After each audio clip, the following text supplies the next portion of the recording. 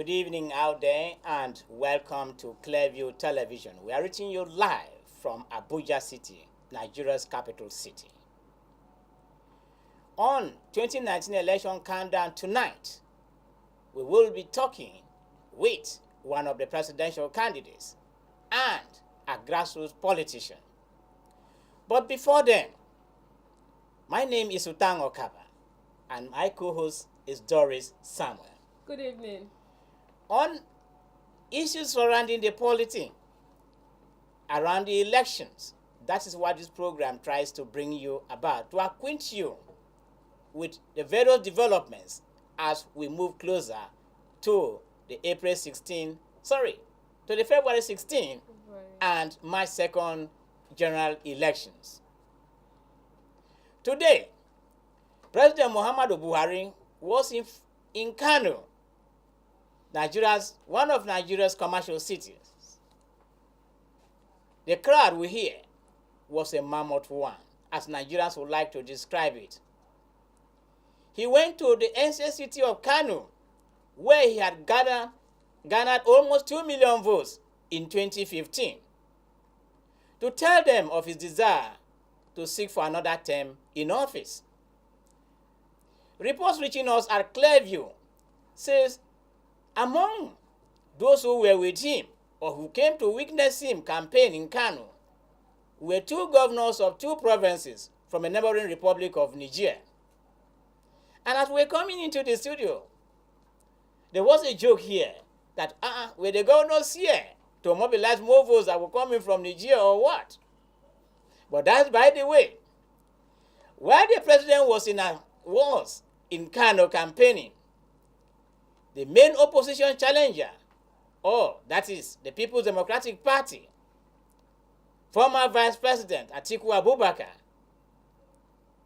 was in Asaba, in Delta State, to also campaign for votes. While both of those activities were going on, that is in Kano and Asaba, there was another activity here in Abuja first of all, for Atiku Abubakar, where members of his party gathered at a workshop to mobilize what they call vote mobilizers.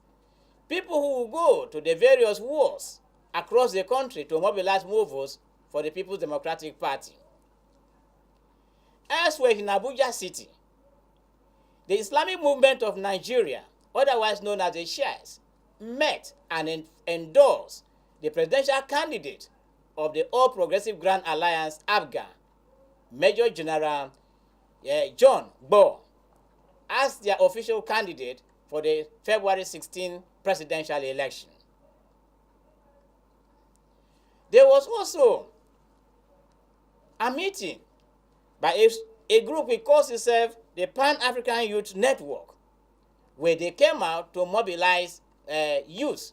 Their objective is to ensure that the youth make a difference in the forthcoming elections at all levels. Having said that, we would like to introduce our first guest for tonight. He is the presidential candidate of the Alliance National Party, Asiwaju Mushood Shittu. Asiwaju Mushood Shittu, you're welcome to the studio. Thank you very much. Yes. For the records, Asiwaju Mushood Shittu is a grassroots mobilizer. He is a businessman. Tonight, we intend to speak with him so that he can be able to appraise you of his programs and policies if he gets elected on February 16. Also, there are talks that the opposition parties were wanting to meet today. We do not know, as at now, the outcome of that meeting. But as they come, we'll keep you abreast with them. Asiwaju Mushood Shittu, you are welcome to Clearview Television Studio. Thank you very much. Yes. Yeah, you're welcome. Thank you very much. Yeah, you haven't taken a look at all the campaigns. I would like to ask, how is the campaign going? Yeah,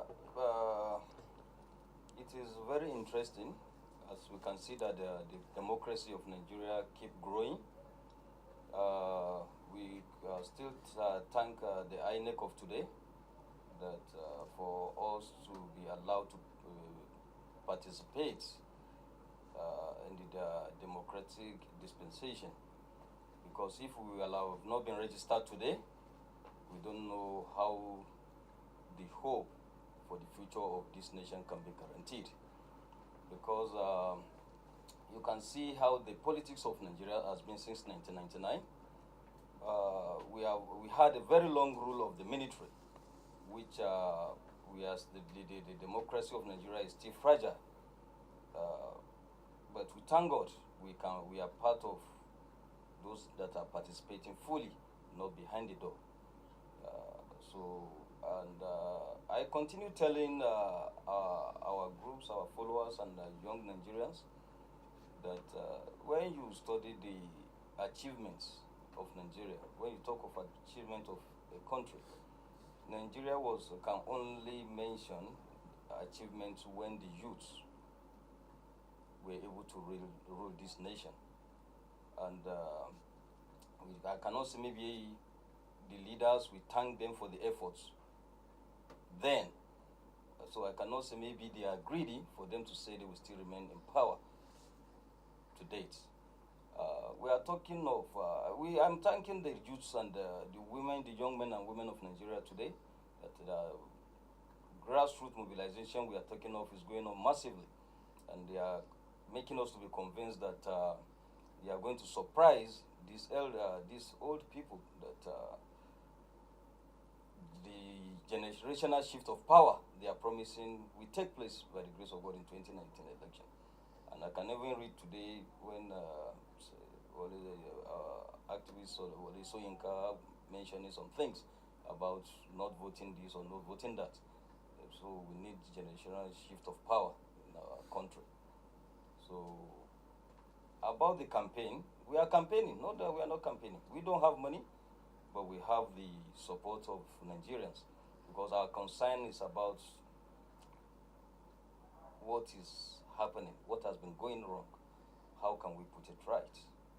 Many things have been going wrong. If there are no challenges, I think I would have been one of the first person that will support the present administration. You can see a lot of promises were made. Fuel will become 45 naira if we come to power, 40 naira if we come to power.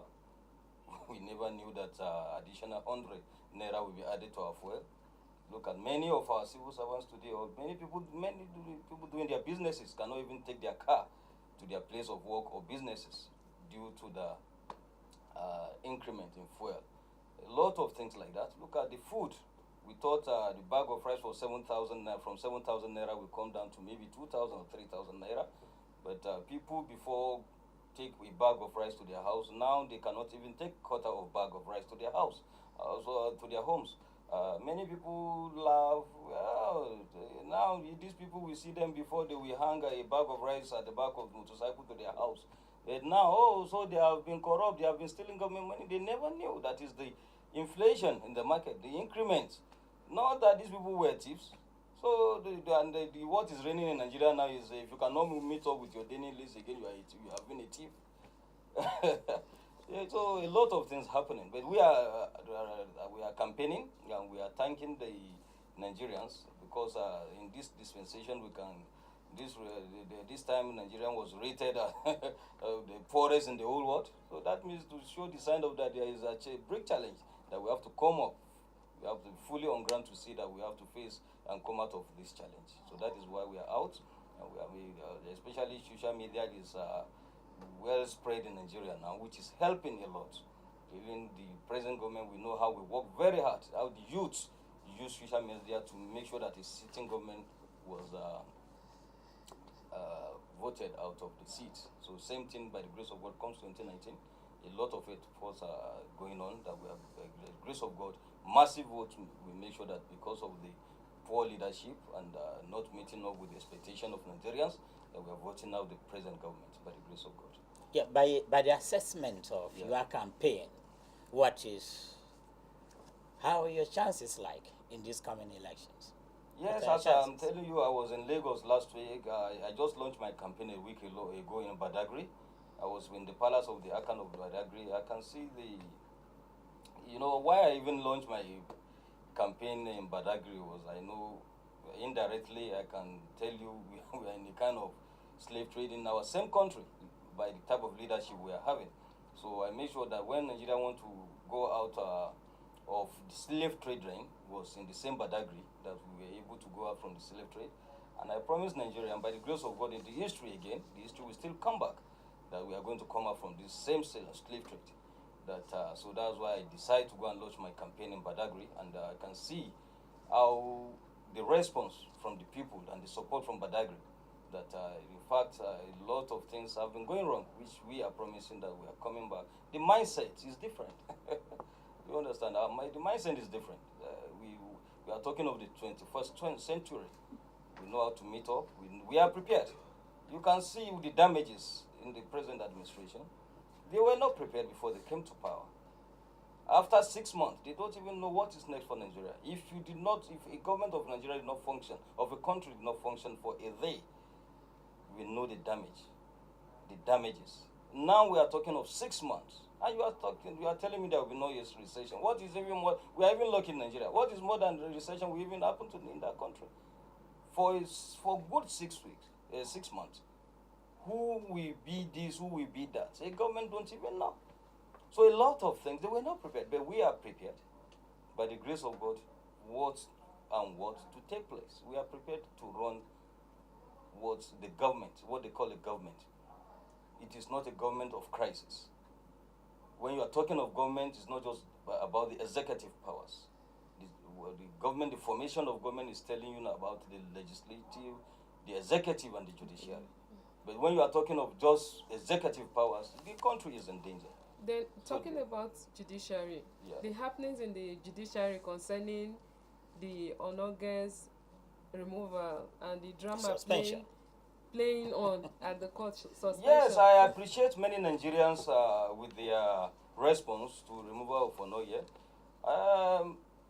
I am not a lawyer, so I will not go very deep, but I will tell you, I was a government auditor for more than 20 years.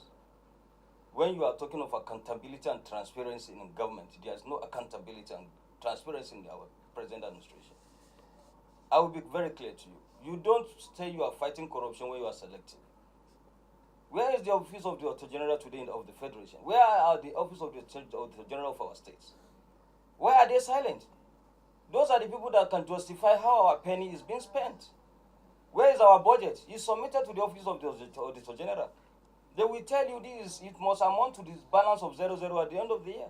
Where is the office of the Auditor General to tell us that this is what is spent in every MDA? Look at what happens when Oshomole became the chairman of APC. He was shocked. Look at the crisis between him and the Labour minister. Is this how to run a government? No board. Board have to sit before decision can be made in the ministry. The minister alone was running the ministry. So many things have been going on. Before I believe they call him to order that you are exposing the secret of maybe our government. Don't you know? You are exposing a lot of things. Had it been the office of the Auditor General of the Federation is functioning, they will have captured it in their report that things were not going on in the MDS. That means the Ministry Office of the Auditor General of the Federation are not functioning. These are the people that are in charge of the record on the books and the account of the government. When you're talking of fighting corruption, we are not fighting corruption in Nigeria. Now they say we are rated from maybe 128 before now to 24. Did you see the effect? Why is the corruption? Why are we fighting corruption? It should reflect in the society. I continue telling anybody who is telling me is trying to vote back this present administration that tell me if your life has been improved. Your social life, have you seen any improvement in your social life? So is there any program is there any program, is there any project on ground that you will see that yes, in the few years to come, that they have embarked on? Look at just the road to even my place. This is the third year, they're getting to the fourth year of this administration. Less than 10-kilometer roads, only federal projects of my place, federal projects we are having in my place. The road construction. That is in Kwara State, along the road of our road. More than 3 years, less than 10 kilometers road cannot be completed, and even has been started by the previous administration. Less than 10 kilometers. That's the only achievement of the federal government. So a lot of expectations from Nigeria. I can't see what you can point that there's something happening in this present government. And you can see the fighting with the crisis between the legislative and the executive is just it's not for Nigerians. It's between just a party, it's just party affairs. Tell me the crisis between the executive and the legislative and the judicial. You will just, when you trace, you will see that there's a problem. So by the time you are saying about Ononge's CGN crisis, I appreciate the Nigerians that stood up that this is what we call partisan government. When you are talking of corruption, you fight corruption. You don't select when you fight corruption. You will deliver your nation. So we are prepared. We know which agencies are in charge of accountability and transparency of our nation. We are going to implement it. So if you get elected on February 16, let's look at, in terms of priority, what will be your first three? I told you we are prepared. Before you land, I will answer you. I'm prepared. Okay, but before you answer that, let's quickly take a break. Thank you very much. Yes, our numbers are right there on the screen for you to call when we come back after the break.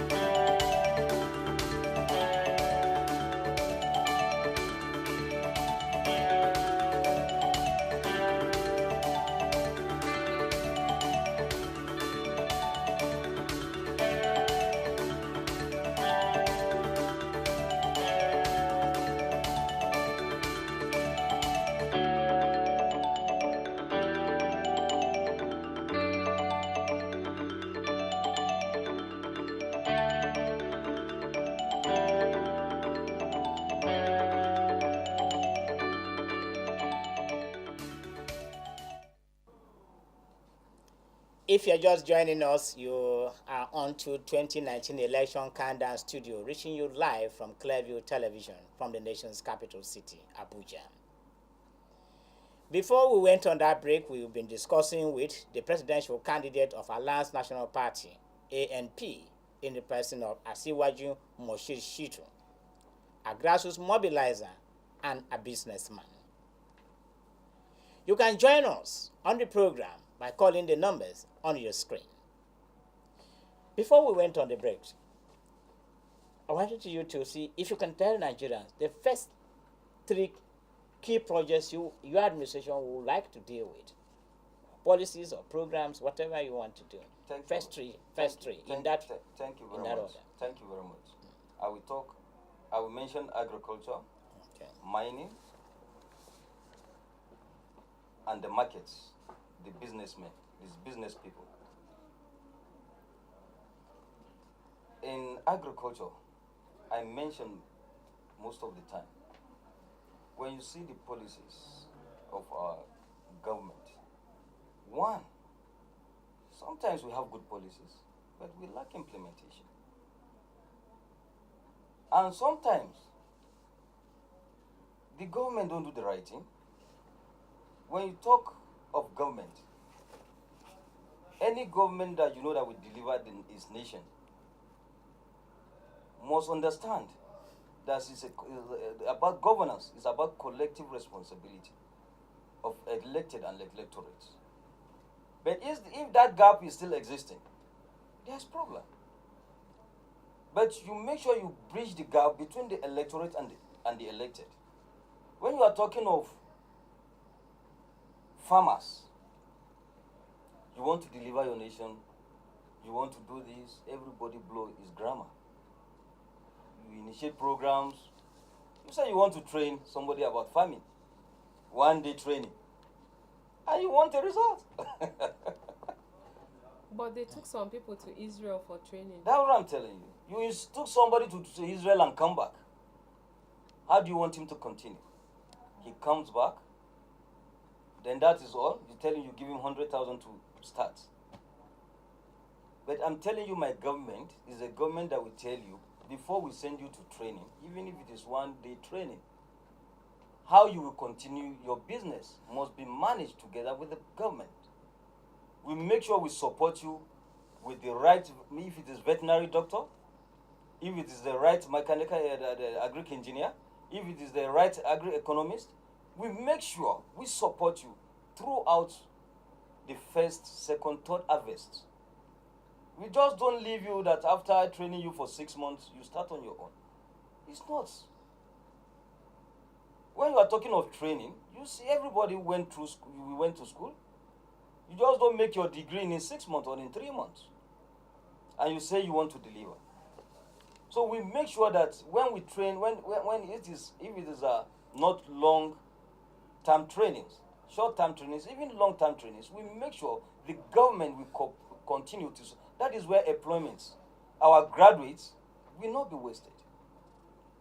Most of our graduates will be attached to most of these farms to support the farmers with the knowledge that is required for them to be able to get results from the farming.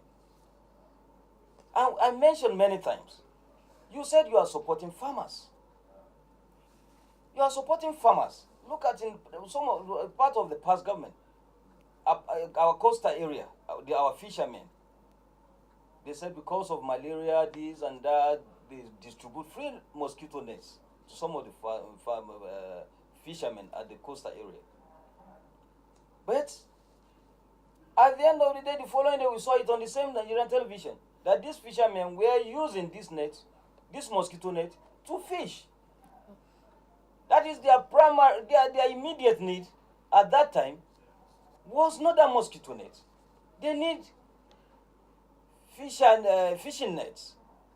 So by the time you allow a kind of discourse parley, interactive sections with these people, you bridge the gap between the elected and the electorate. You know their needs. You'll be able to give the best approach.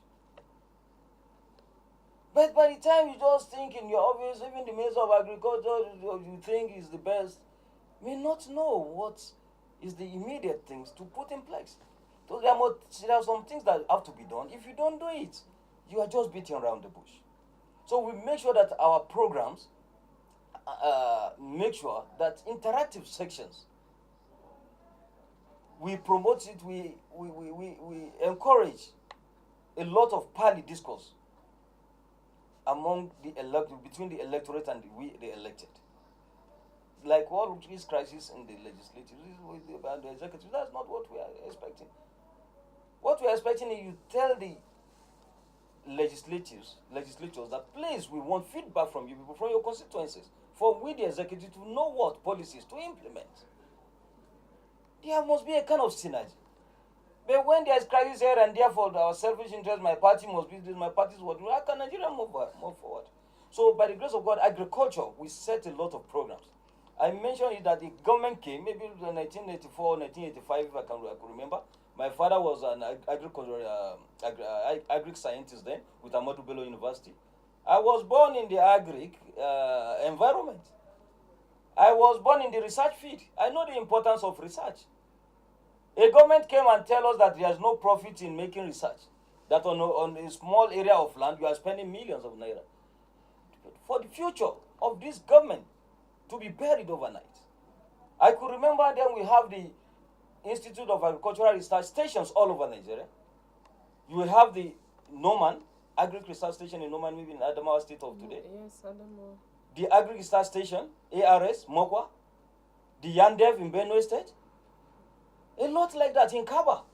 We have a lot of research stations. IART, Institute of Agricultural Research of Bafemi Awolowo University. We have the International Tropical Agriculture, IITA, that are in research. But overnight, we say there's no profit in that. By today, Nigeria will have been one of the best producing country, agriculture producing country in the world. And about agriculture, not only just producing. It's not just about producing and exporting. We make sure that processing and manufacturing in our country. Up to now, we are importing biscuit from abroad. Up to now, even biscuits. That the raw material is from our farms. Look at in Yobe State here, up to Maiduguri. We have the Arabic gum that we export every day. How can we process and manufacture? Our employment is automatic to eradicate this employment we are crying about. This poverty we are crying about. It's just the right thing. It's not being done in this great nation. And in the mining sector? In the mining sector, I mentioned a lot. That here we are now in Abuja. Look at behind our houses here. Kilometers from Abuja to Nasarawa to Plateau to where? You can see the stones. I met with many investors, many times. They took the sample of our stone to other countries to test the quality of our stone. For these granite tiles you are seeing, it is enough. It is enough to take Nigeria out of this mess. Only stone.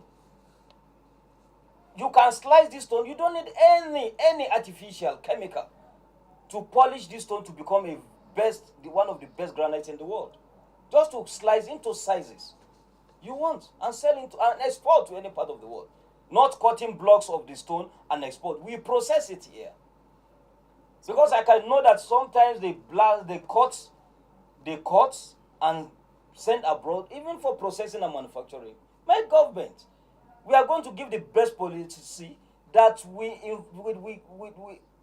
make the investors to come. We have different policies that will suit investors to come, not to frustrate investors to leave. Many investors are leaving Nigeria today because they will leave because the policy is not suitable for them to remain in Nigeria. Look at them going back to other African countries. I know many investors that have left Nigeria today. So what you are trying to say is that you are going to remove the focus on crude oil and petroleum. Look at what is happening in the different part of the world. And do you think Nigeria will not move to that level? We are talking of fuel escar. They are talking of the environmental hazard and other things. The danger of the smoke from this petrol or from this fuel. Other countries now are using rechargeable vehicles. Hybrid. And they are the same people patronizing our market. One, they study our fuel that in future, in some years to come, is going to, maybe some areas are going to dry up, this and that. And we are still relaxing. That is Nigeria. But why is it like that? I thank a lot of Nigeria that we are realizing why is it like that. They are telling us every time we go out on campaign that you guys that is having this mindset and not being opportunity to be there.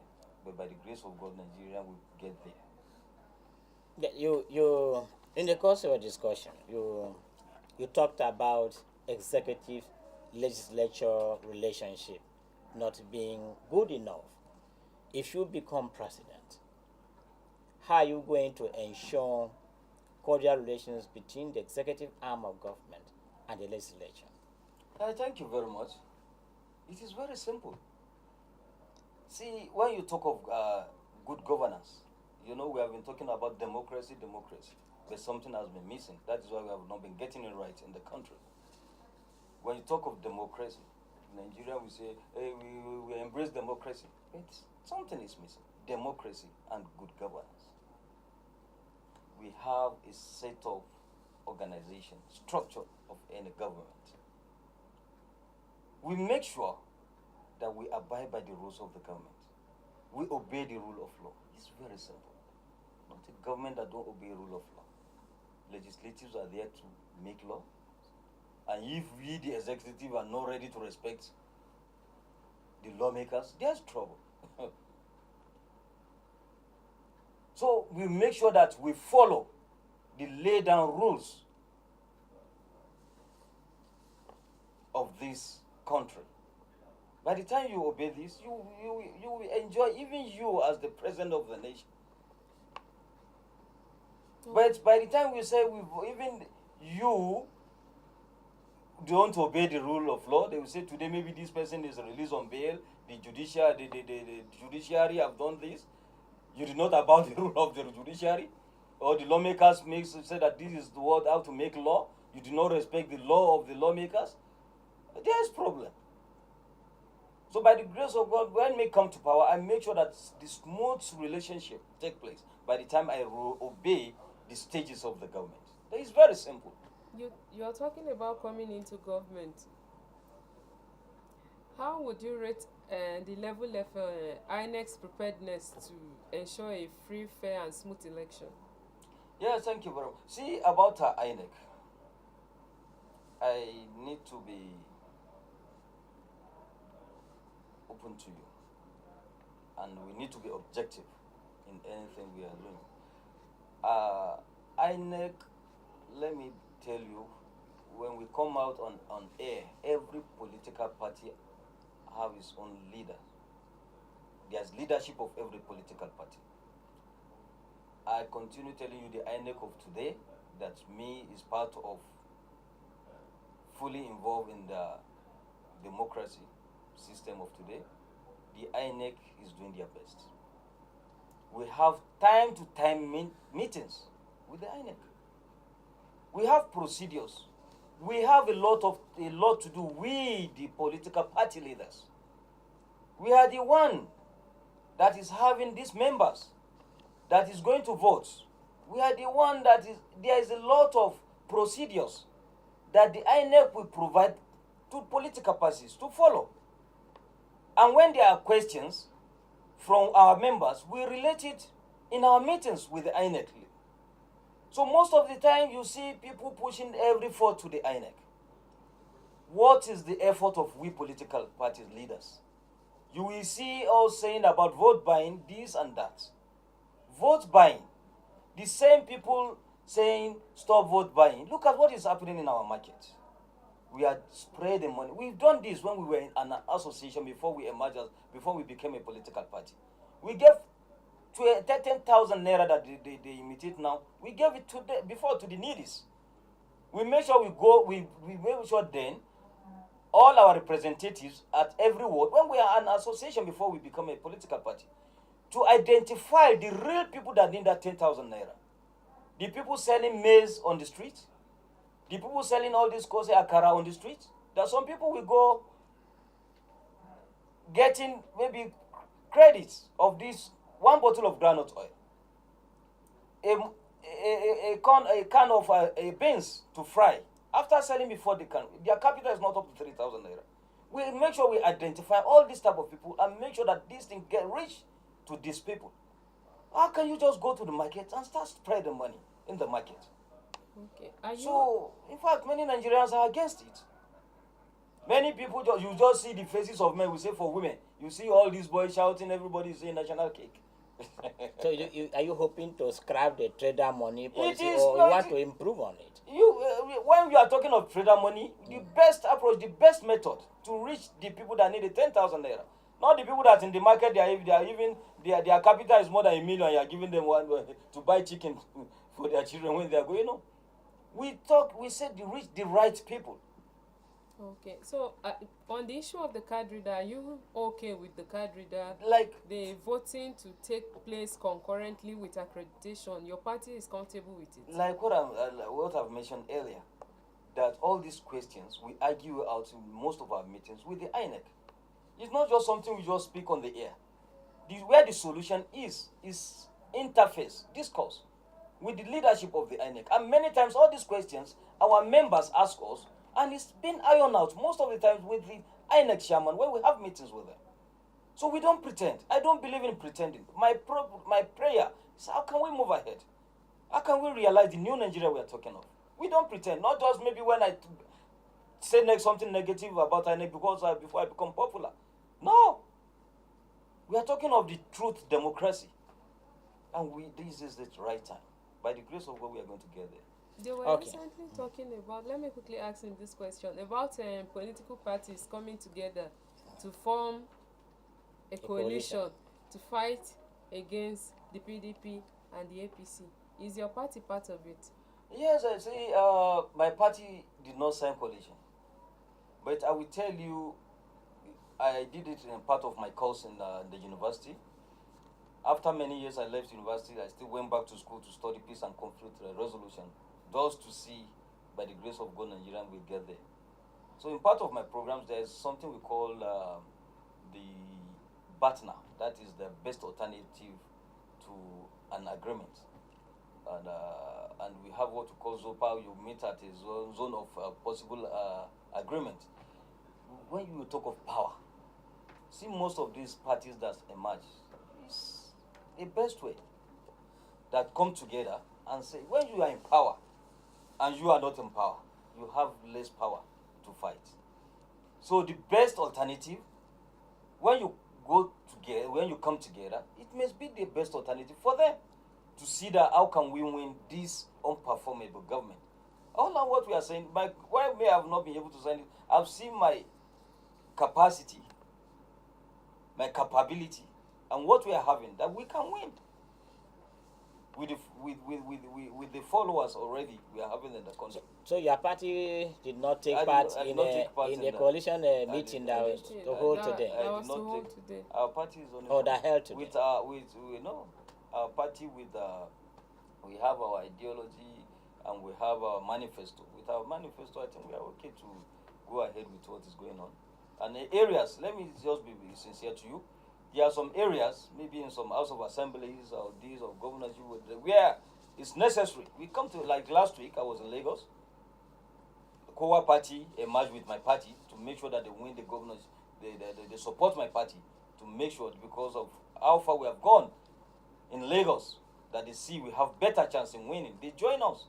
We signed it. It was published everywhere on the media to support my party to win the next coming election in governance, a governorship election in Lagos State. So, where it's necessary, that is what I call a BATNA and ZOPA. Okay, so yeah. Zone of possible agreement. Yeah. Okay. So, what is your party going to do to ensure you are not rigged out? Because you have so much assurance. Having assurance is one thing, and then going to the field with everything on ground, the vote buying allegation, the card reader allegation on ground. What is your party going to do I to continue telling you that not being rigged people have to come out and warn and demonstrate. And I'm appraising all political parties leaders. That's several warnings. You just don't sleep. Winning election is not, you don't sleep. So all these warnings going on that they want to read, it have to happen like that. We are also mentioning a lot of things so that, like the INEC, as I've said earlier, I've promised, and you can see the sign of what is happening in the INEC of today. Look at what is happening in Zamfara. You make references to things. So we have a lot of meetings with INEC to make sure that things that are going wrong, we correct it from that moment. And we thank the INEC of today that immediately they take actions on most of our complaints. So about the INEC of today, about rigging or non-rigging, INEC is in charge of this election. We are there to make sure that we don't allow the vote buying to take place. That's the major thing that we say is raining now. And the vote buying is from who? It's not from INEC. It's from political parties. So it is we political parties. I told all my candidates at various levels that anywhere that I see you giving 1,000 or giving one bag of semovita to any electorate, I am the next person that will report you to the INEC officials. So we make sure that most of the party leaders, we will have what we call the IPAC, the Interparty Advisory Council. The IPAC. We have meetings among ourselves. We make sure that what has been going wrong, we are correcting it in this present IPAC. Okay, having taken a look at all of this, infrastructure remains a key issue in Nigeria, across the country. How do you intend to deal with this aspect of development? Yes, thank you very much. The infrastructure is key. They say when you have a good road, you have a good life. So I have that in mind. It's part of my first. When you check my manifesto, next time I come with, I submit my manifesto to your studio. Okay. When you see my manifesto, when you talk of infrastructure, especially one road, I believe that where you have good road, you have good life. I will make sure that I embark on full infrastructure. I mentioned it earlier. We talk of globalization. We cannot escape it. We can't do it alone. You give best policies for these investors to come in. Where you need to partner, you partner. Look at what is happening in different parts of the world. In China today, you will see that this is manufactured in China, but it is owned by Americans, not the Chinese. So we cannot just say only Nigerians must do it. We can't do it alone. So we give the best policy that will suit the investor. You cannot be greedy and you say you want to make it. I mentioned it many times. There are areas that I will even tell you the first year, I will give you tax-free. You cannot be greedy and you earn it. No. We are prepared. Infrastructure, you can see this government promise us, even most of my friends, we are part of the contractors that bidded. For the first year, they promised us that every year they are going to build 5,000 housing units in every state. Look at, we cannot find foundation in one state. So a lot of things are going wrong. If these things can be put in place, if you can implement this, what is the problem between the legislative and the executive? That even all our budgets are not implemented. We don't implement our budget. And you are telling me to approve, just close that and approve another budget. What are we approving? Why are we wasting our time every time sitting down approving and no implementation? We are not witnessing anything in the country. Nothing to write about, nothing to point out, to point to. So a lot of problems are going on. So in the area of security, what are you going to do? Yes, I told you earlier that I went back to school. After 21 years I left school. That I study peace and conflict resolution with the National Open University of Nigeria. Still about the hope for the future of our great nation. When you ask any peace expert in any part of the world, they will tell you that without eradicating or reducing poverty, without reducing unemployment, no any efforts you can make in curbing crisis. You understand what I'm saying? Go to our police stations. You don't say where is only absence or where there is absence of war, there is peace in that nation. There's no peace in Nigeria, any part of Nigeria. No peace in any part of Nigeria. Go to any of our police stations, go and see the rate of burglaries, pocket pickings, every day. Because these boys, these little young guys and young ladies, I was in Port Harcourt. When I was in elementary, you see the police station, every time you see one chance. Women, they even use women nowadays to pretend. In taxis, when you enter, they push the rate of what is going on there in different police stations there. So when you're talking of insecurity, so we have a lot of areas. The first area to mention is employment. Increase the employment rate in your nation. Give room to job opportunities. Look at what the whole thing they said in less than 3 months. They are going to make sure that they eliminate all Boko Harams. Boko Haram is now extending. Every day, our gallant soldiers are being killed. Our officers are being killed. It's no problem. It's not about sending soldiers down. The primary thing, if it's not done, you are just beating around the bush. Now the Boko Haram has extended to the northwest. Look at what is happening in Zamfara. Look at what is happening in Sokoto. We even had that of last week or 2 weeks ago, that even the people of Katsina State are now flying. They flew to even Niger Republic. I read it in the newspapers yesterday that the rate of our displaced people in the same country, our people in Nigeria, this rate now about more than 30,000 Nigerians are still displaced. It's increasing, not even reducing. Look at our displaced people. Up to now, is that their homes? They are still displaced. Before this government and in this government, we have never seen any displaced areas that we have removed them completely and sent back to their homes. They are still displaced in their areas up to now. So what is your approach to ending that? Is what I'm telling you, that the best approach is you cannot engage anybody. When we are talking of all these infrastructures, we are talking of farming, we are talking of this and that. When you engage all these young men, that this idle mind we are saying, you engage them. Nobody will go to the work from morning to evening and you not tell him that come and carry gun. He will not. Where will he even have time to go and approach somebody like that?